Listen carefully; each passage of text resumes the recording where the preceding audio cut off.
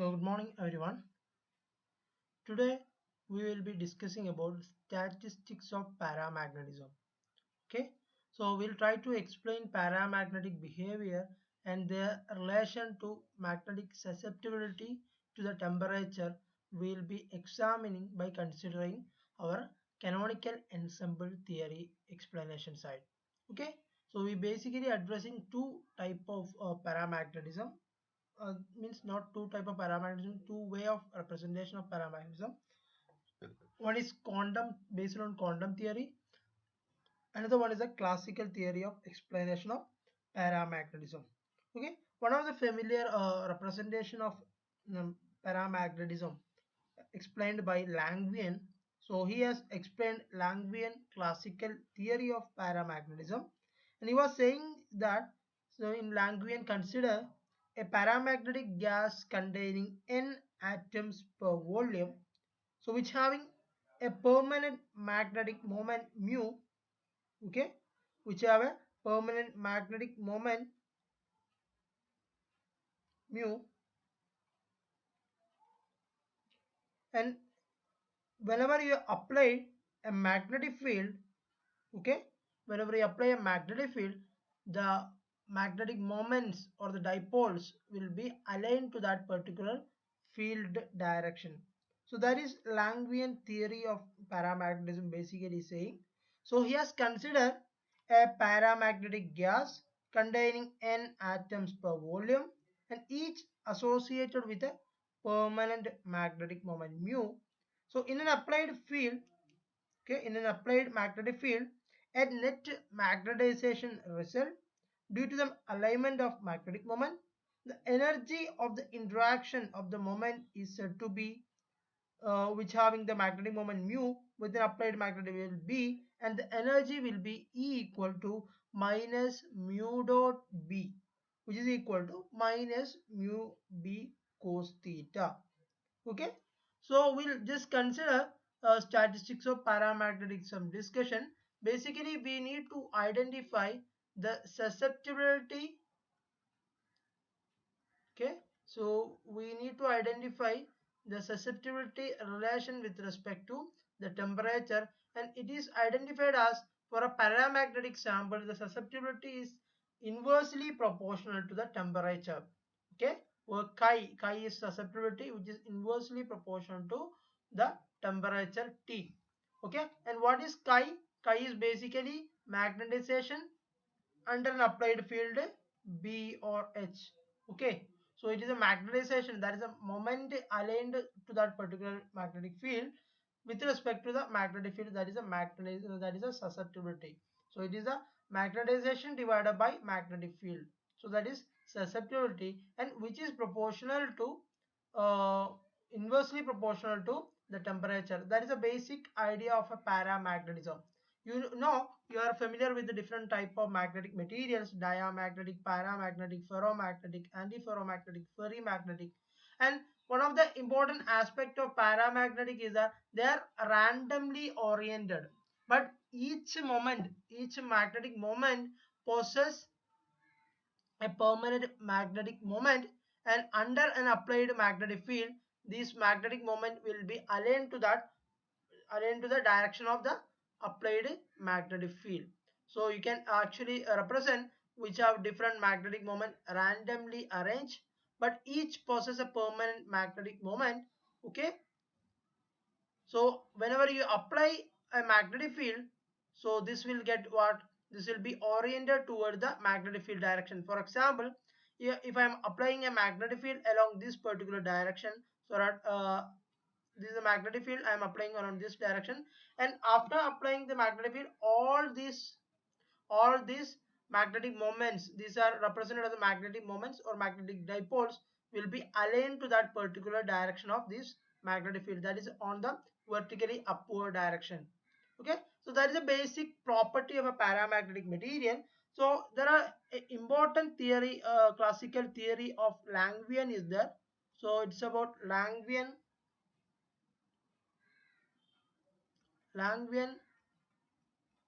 classical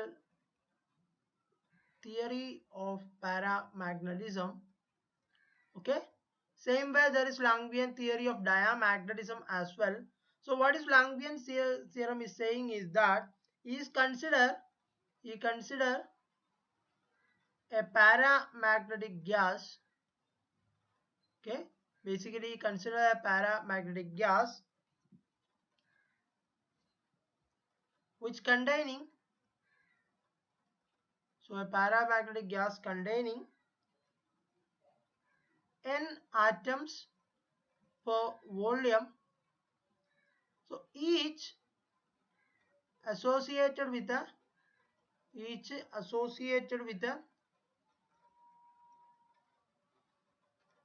permanent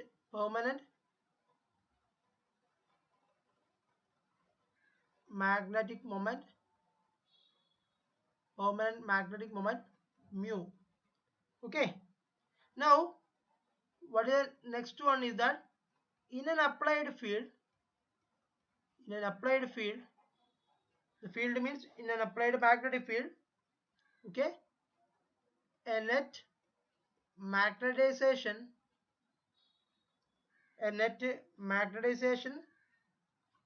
result due to എന്തുകൊണ്ടാണ് net magnetisation due to the alignment of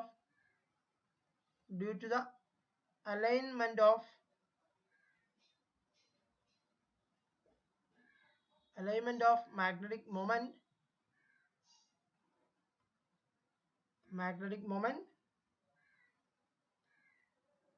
moments, okay, due to the alignment of magnetic moment in the direction of applied magnetic field. So that's why you will be getting a magnetization corresponding to a magnetic field in this case. And now if you consider energy of this interaction, okay, the energy of interaction for this case, if you consider in this case the energy of interaction of the magnetic moment mu, okay, this is a permanent magnetic moment possessed by a unpaired or a spin of associated in paramagnetic, so with the applied field, okay, with the applied magnetic field B, with an applied magnetic field is given by, E equal to what? E equal to minus mu dot B. Okay, rather it is a dot product, so I can write it as mu B cos theta. So what is theta then? So this is, you can consider as a equation number 1 over here. Okay, E is the energy. Okay, E is the energy of interaction, E equal to minus mu dot B, okay, is equal to minus mu B cos theta. And what is this mu B means? It is actually the representation, it is the angle between the applied magnetic field B and the magnetic moment direction mu. Okay, so it is the angle between magnetic field, applied magnetic field, and the magnetic moment of the particular spin associated with that. So if I represent from the above figure, I can say that here I am applying magnetic field around the vertically upward direction. So this will be the angle between this one. So this will be theta 1. Okay. So this is the direction of magnetic field. And similarly on the here, if you represent here also, it is the angle between theta 2. And here if you represent, this is the angle between theta 3. Like the each corresponding to an applied field and the magnetic momentum direction, if you represent the angle between these two, so that is the cos theta, and is the angle between applied magnetic field and the permanent magnetic moment.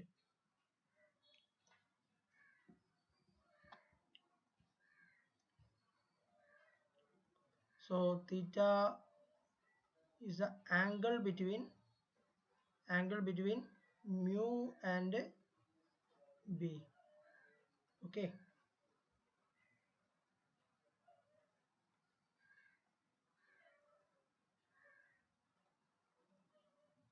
So when you say that the energy will be minimum when mu and B are parallel and the magnetic field tends to align the magnetic dipoles in its own direction.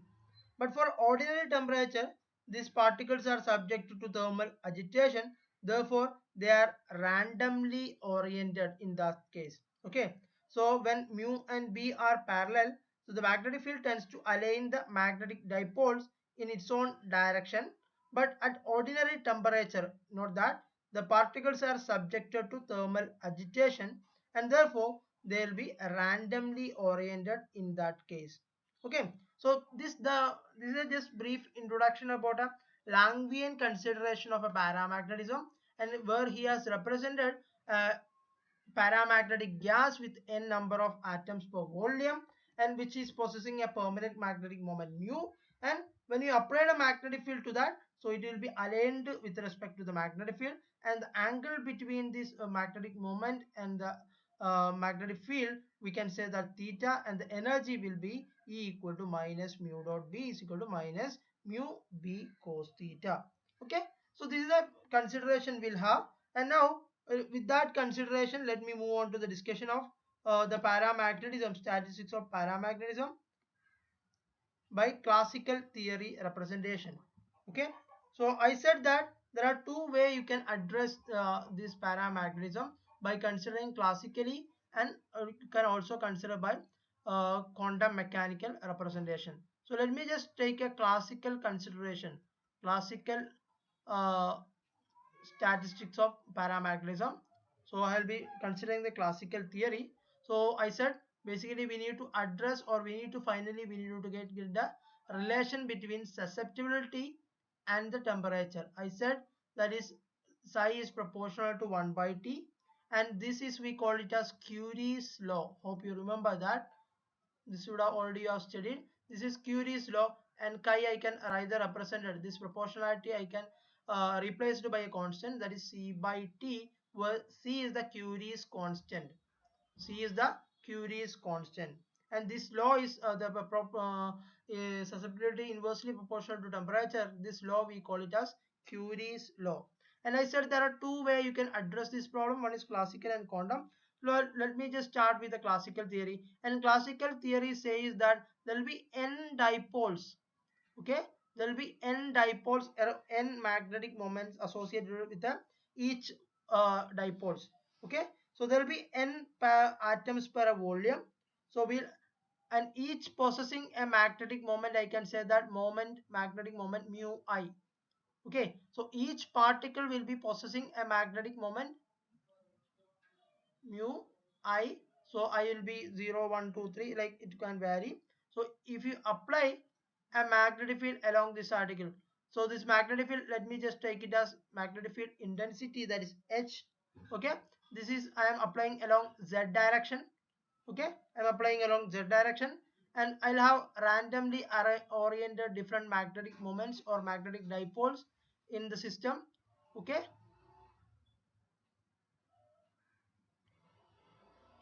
so you can consider that these are identical magnetic moments, identical and localized, non-interacting, okay, non-interacting, freely movable spins. Okay, and you can consider that for each one will have a magnetic momentum mu I equal to mu, where mu I means for ith magnetic moment of ith particle. Okay, that is equal to mu. So each one having a magnetic moment mu, that is the consideration of Langevin paramagnetism.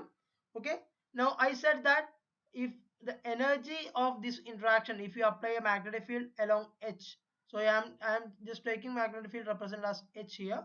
Okay, so if I am applying a magnetic field H along Z direction, so we'll have minus mu dot H is the corresponding energy value, and this I can represent a minus mu H cos theta. Okay, and I said that where theta is the angle between mu and H. Okay, so it is the angle between mu and H here. And now if I consider it is for n particle, then I can say that E will be equal to, so E will be equal to sigma I equal to 1 to n minus mu h cos theta will be there. Okay, now I can also represent for each particle in the earlier way I have represented. This is the direction of h, so correspondingly here as well. Okay, correspondingly here as well, this angle between theta. Okay, so there will be theta I for this one, theta 1 for this one, and theta 2, theta 3, and different theta values also will be there. So I can just take minus mu h outside, because this will be a constant. Okay, permanent magnetic moment will be a constant, h will be also constant, and I can replace the summation here, that is I equal to 1 to n cos theta I, because for each particle the angle between h and mu will be different for each particle or each atom or each spin value. Okay, in any way. So we got that the energy will be equal to what? Energy E will be equal to minus mu h cos theta I, like this notation we got. Okay, now once you get the energy notation, we can also find the partition function. So I am just taking partition function q1 of beta, q1 of beta, that is sigma I, sigma I e raised to minus beta e, and I can substitute E is what? Sigma I e raised to minus beta into minus mu h cos theta. Okay, so that is, which is equal to what? Which is equal to e raised to beta mu h, sorry, beta mu h cos theta. Okay, so this is, I'll be getting corresponding to that. And now if I represent over a volume, so if I am taking an over a volume representation, so I can say that q1 of beta is equal to integral e raised to beta mu h cos theta d omega, where d omega is equal to what? It is sin theta d theta d phi, which is equal to integral e raised to beta mu h cos theta sin theta d phi.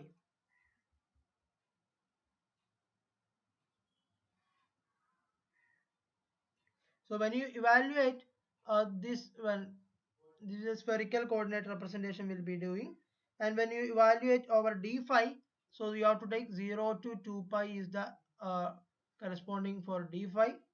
So for theta it is from 0 to pi, so that is 0 to pi is the limit here. So e raised to beta mu h cos theta sin theta d theta. Okay, so this is how we'll be getting the q1 of beta will be. Now if I further evaluate this one,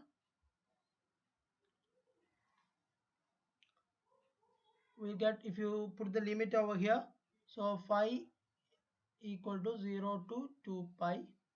Okay, and here 0 to 2 pi will be there.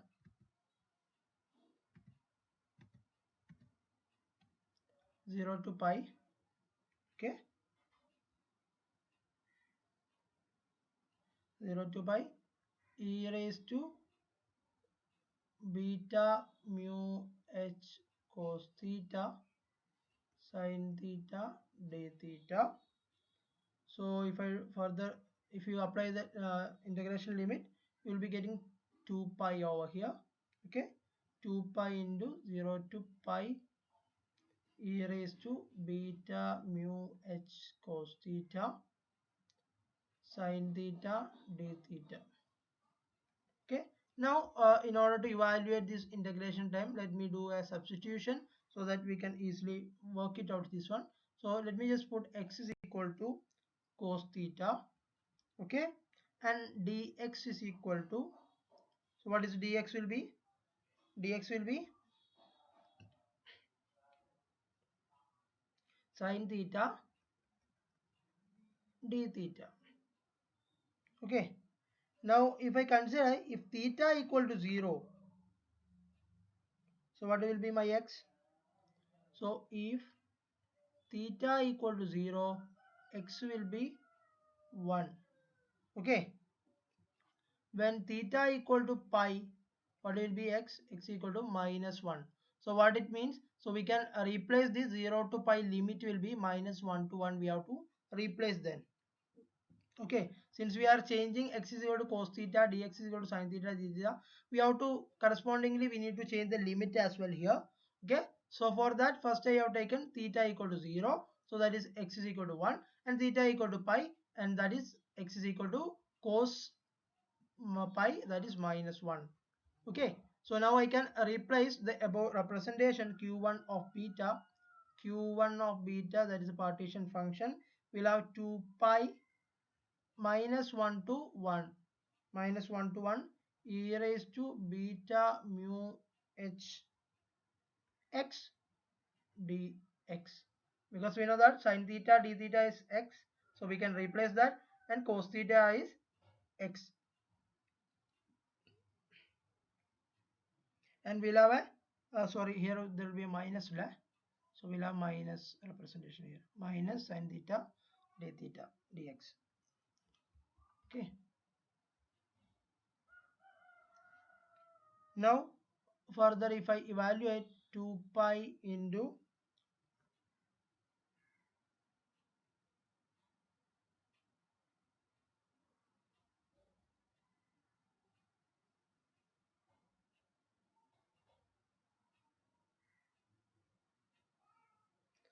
-1 to 1 e raised to minus b, okay, let me put the minus here, e raised to beta mu h x dx. If you evaluate this one, what you will be getting is that 2 pi into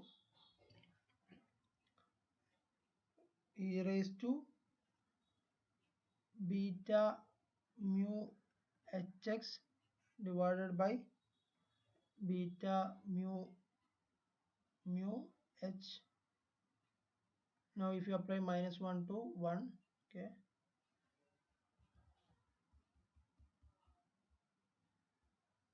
what you are supposed to get is that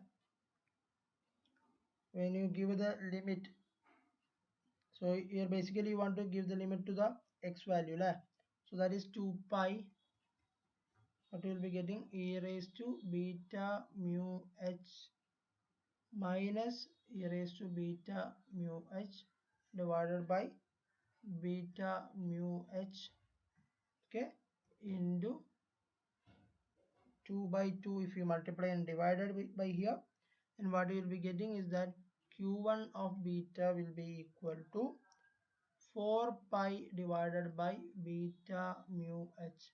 Okay, here we are multiply and divided by 2 by 2, so that you will be getting like this fashion, that is to beta mu h minus e raised to minus beta mu h, okay, divided by 2 will be there, okay. This is we represented, in order to be represented that we know that equation e raised to x, e raised to x, we have a relation that is e raised to x minus e raised to minus x divided by 2, so that is equal to what? That is equal to, we know that it is basically sin hx, okay. So this is sin hx, so we can replace the above representation by this fashion, okay. So q1 of beta will be becomes what? Q1 of beta, so that is equal to, will get us 4 pi divided by beta mu h sin h beta mu h. Okay, e raised to beta mu h minus e raised to minus beta mu h by 2. With this we can represent as sine hyperbolic beta mu h. Like that I can represent. Okay, so we got the partition function representation will be corresponding to this one. Okay,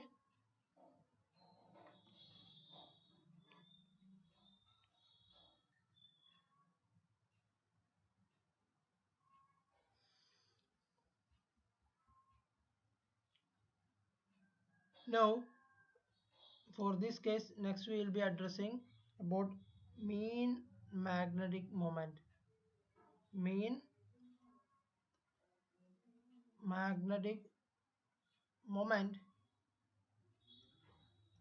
mz is equal to, for we have to take what, n expectation value of mu cos theta we have to take. Okay,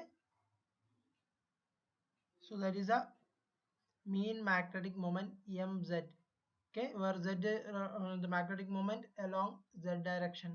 Okay, so that is what we are evaluating here. So whenever you do that, so if you are taking expectation value of x, we know that we will be representing integral x e raised to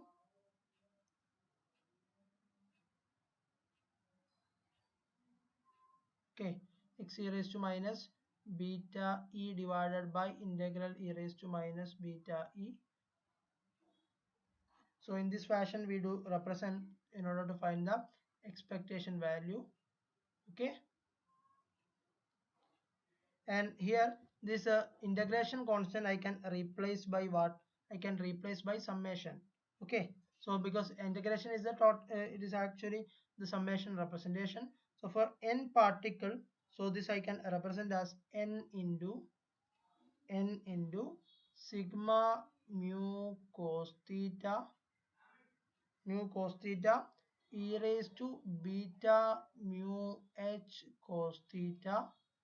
Okay, divided by, so sigma I and sigma I e raised to beta mu h cos theta. Okay, so here we just replaced this one e raised to x e minus beta e, like summation also I can keep it as e raised to minus beta e. Okay, so this I represented in this fashion for the convenience. So we got it as n equal to sigma I mu cos theta e raised to beta mu h cos theta. Sigma I e raised to beta mu h cos theta will have, and if I multiplied here, if I multiply and beta divided by beta, okay, then what we will be getting is that n equal to sigma I mu b cos theta, sorry, mu beta cos theta, mu beta cos theta e raised to beta mu h cos theta. Here this I can, there's one more beta left, so this I can keep it as n by beta here, and divided by will have sigma e raised to beta mu h cos theta representation. Okay, so we'll have the corresponding the sigma e raised to beta mu h cos theta is a what is basically, it is a partition function, right? So we can just represent it as a partition function representation. So this I can represent as n by beta dou by dou h of ln sigma e raised to beta mu h cos theta.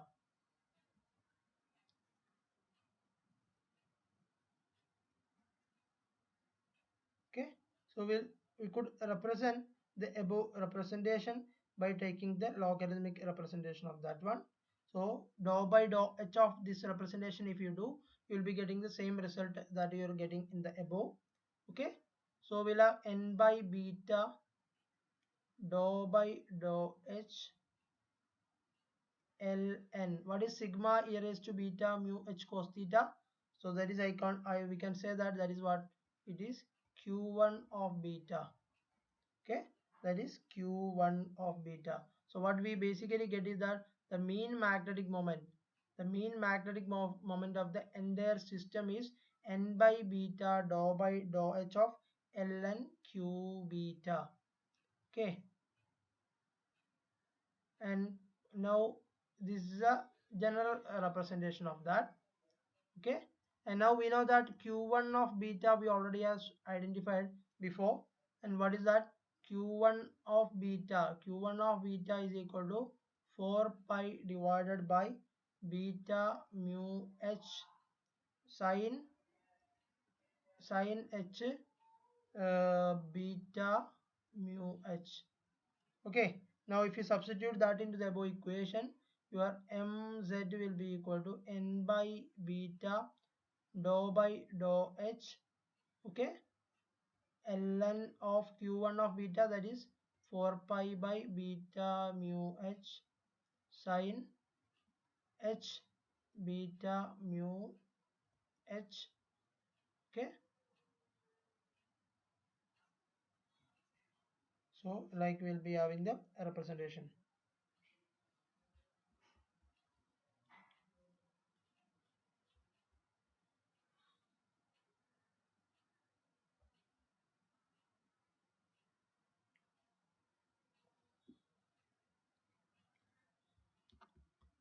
Okay,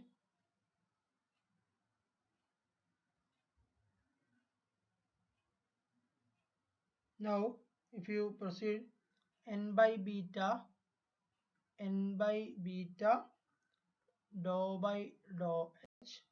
So this one I can write it as ln, for by product rule 4 pi by beta mu h, I can take it as a one term, plus ln sin h beta mu h, I can separate it out.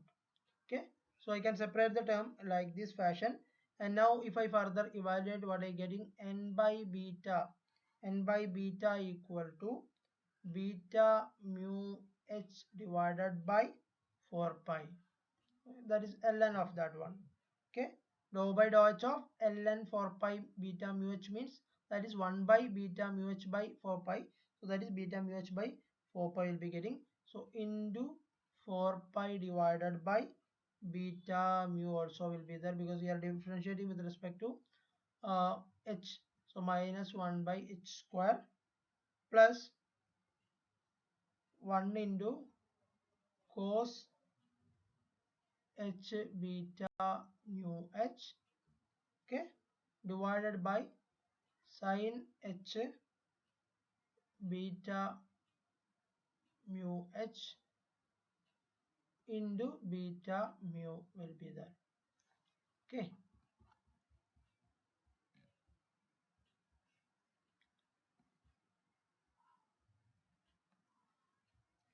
so if you evaluate this one, so this 4 pi and 4 pi get cancelled, beta mu and beta mu will cancel, and minus 1 by h square is there, so h square and h will get cancelled, and we'll have minus 1 by h on the remaining side. So what we'll be having, n by beta, if you reduce or this one, so what we'll be having, minus 1 by h as the first term, and the second part will have beta mu into cos h beta mu h divided by sin h beta mu h will be there. Okay, so if you multiply n by beta into the bracket, okay, so if you multiply n by beta into the bracket, what we will be having, we'll be getting mz will be equal to this, minus we can take it on the other side, so n by beta if you multiply, we'll have n mu cos h beta mu h divided by sin h beta mu h will be there. Okay, minus n by beta into minus 1 by h. So that is what we will be getting. So that is n by beta h will be there. Okay. So this is your magnetic momentum corresponding to that representation. Okay. This is the one form we can say, because cos h by sin h is there. So we can also represent a cot h representation. Okay. So we got the magnetic moment along the z direction here. And now we can say that in general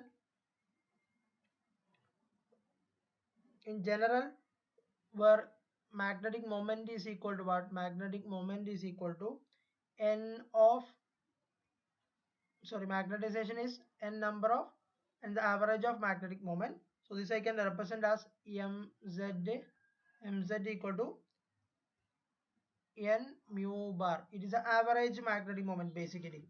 Okay.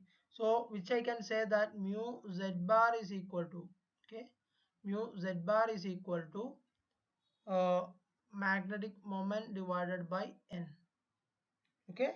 So that I will be getting, if I substitute this above equation here, so the magnetic moment along z direction, that is I will be getting mu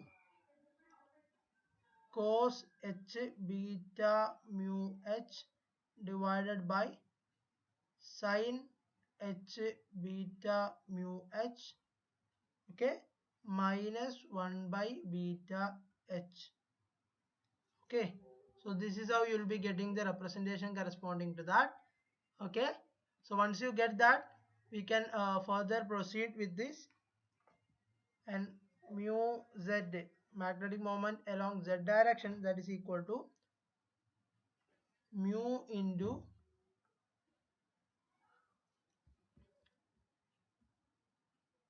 okay.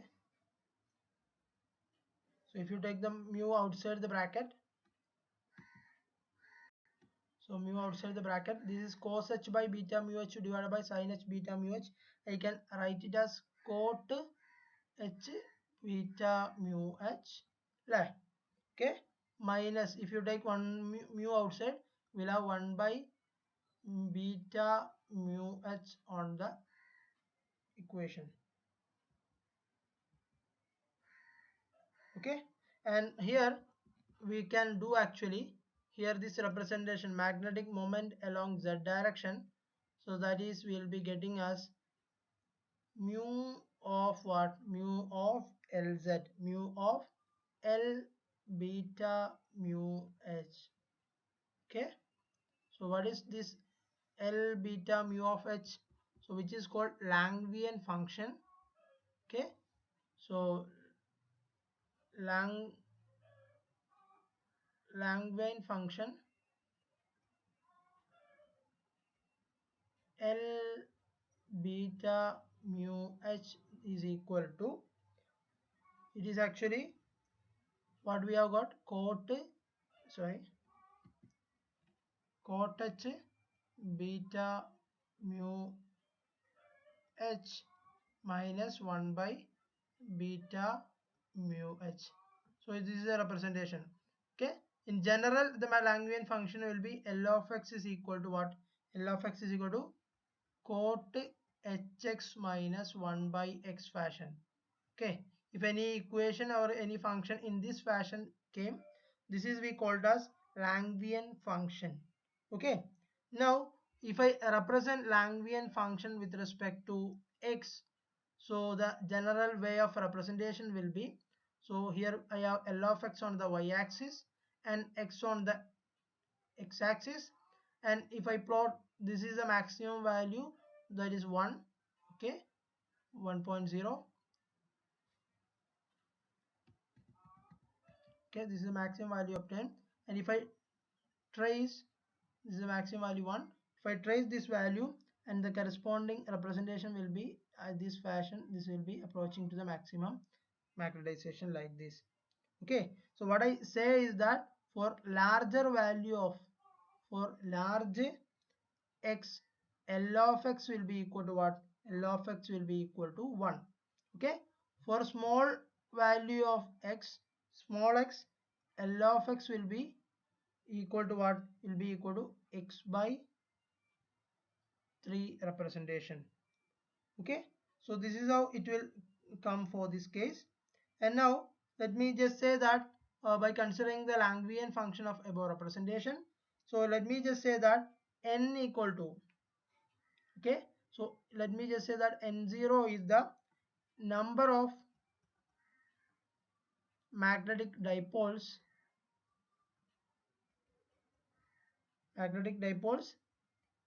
per unit volume. Okay, and if I say that the mean magnetic moment per volume is m0z. Okay, m0z. So if I find that m0z is equal to, we have n0 mu z bar. Okay, so that is the average magnetic moment along z direction will be into n0, you will be getting the mean magnetic moment per unit volume. Okay, and m0z is equal to, I can substitute as n0, and mu z means what? That is mu into Langevin function of beta mu h. That is already we found it out. Okay, so this is how you will be getting the corresponding representation. So the magnetic moment per mean magnetic moment for a n0 particle per unit volume. So this is m0z is equal to n0 into mu l beta of mu h. Now if I say that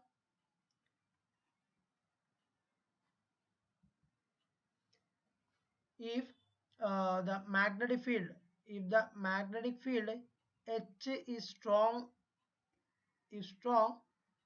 okay, strong, and the temperature is decreasing, if the temperature is decreasing, then we can say that m0 z will be equal to n0 mu. Okay, that is, we can say that mu z bar is equal to approximately equal to what? It will be equal to mu. Okay, at this condition, how it happens? It happens when, because we can say that beta mu h will be very greater than 1. Okay, then L of beta mu h will be at this stage will be approximately equal to 1. Okay, so if it is, that is the case, L of beta mu h will be equal to 1. So then we can say that mu z bar will be equal to mu bar. So it is a mu z means the magnetic moment along z direction, and mu is the magnetic moment of a particular uh, atom in that case. Okay, so that is the case for if the magnetic field is strong. If the magnetic field is weak, okay, if the magnetic field H is weak and the temperature is increasing, okay, so in that case beta mu h will be less than 1. Okay, beta mu h will be less than 1 in that case, and at that time if you evaluate L of beta mu h, the Langevin function, if you evaluate, so it will be equal to x by 3. Okay, so that is almost, it will be equal to what? Beta mu h by 3 value. Okay, now if you substitute that into the case, the mean magnetic moment per unit volume m0z will be equal to n0 mu beta mu h by 3. Okay, so that is equal to n0 mu square beta h divided by 3. Okay, now if we further proceed with this, we know that what is beta equal to what? 1 by kt. Okay, so that is m0 z will be equal to n0 mu square h divided by 3 kt, where k is the Boltzmann constant. Okay.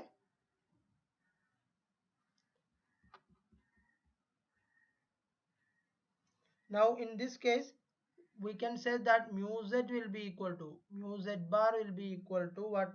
Mu z bar will be equal to mu square beta h by 3.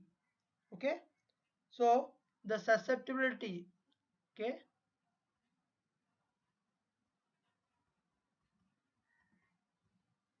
susceptibility psi will be equal to limit h tends to 0, okay, m mean magnetic moment, magnetization divided by magnetic field, okay, so that is limit h tends to 0, okay, n0 mu square h by 3 kt divided by h will be there. Okay, so that what I will be getting. So the magnetic susceptibility, if I evaluate at h tends to 0, so that is here there will be no h value, then h and h get cancelled, and the psi will be equal to what? N0 mu square divided by 3 kt you will be obtaining here. Okay, 3 kt you will be getting. Okay, so this is a susceptibility value you will be getting here.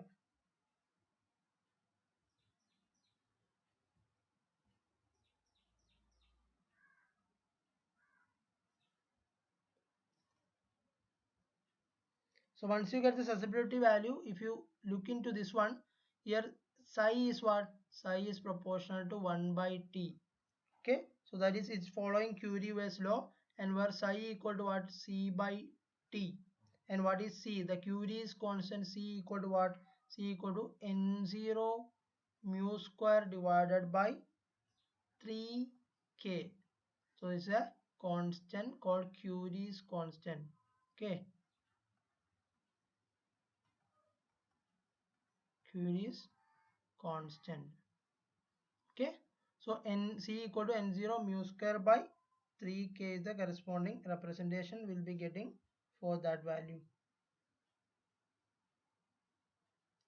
Okay, so this is the a classical theory representation of statistics of paramagnetism, where we'll be discussing paramagnetism susceptibility representation. It is proportional to the temperature, so which we derived by using partition function representation, energy notation by using canonical ensemble theory. So this is the classical theory theoretical explanation of the above representation.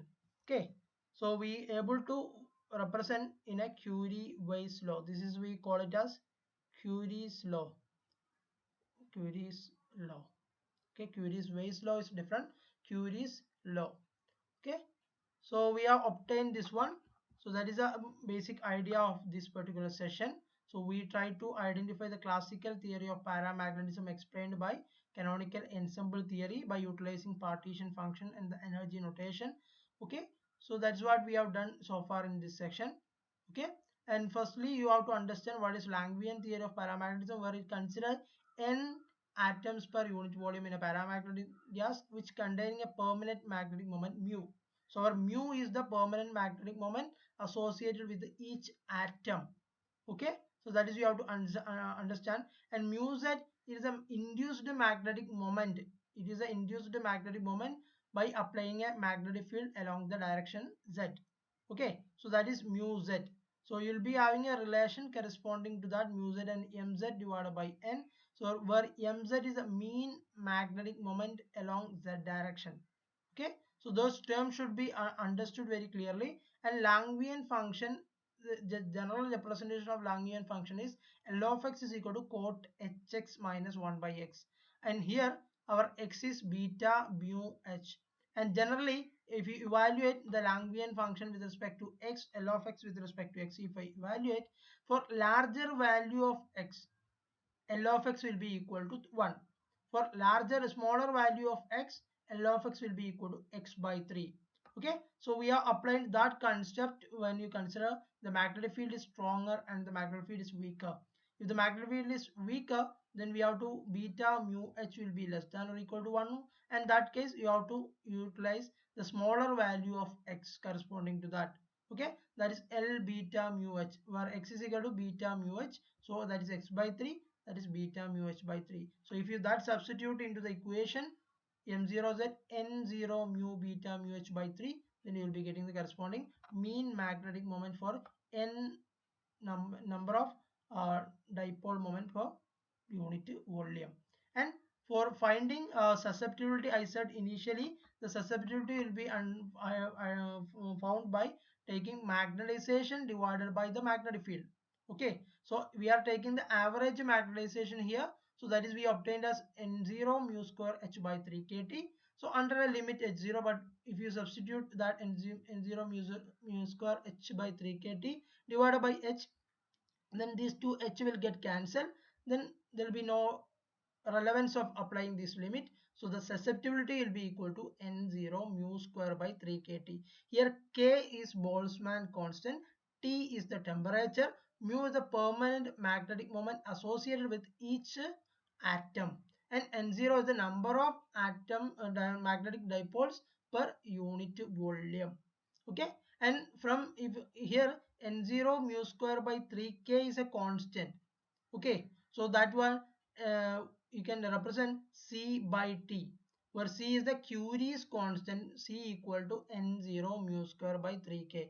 So classical theory of paramagnetism saying is that the susceptibility is inversely proportional to the temperature. So what that we able to explain and obtained by canonical ensemble theory explanation as well. And next we need to explain the paramagnetism representation by using quantum theory or quantum explanation of paramagnetism. Okay, so that we'll be doing on the next session. So be clear with session so that you can understand next section much better way. Okay, so try to understand. Thank you for listening.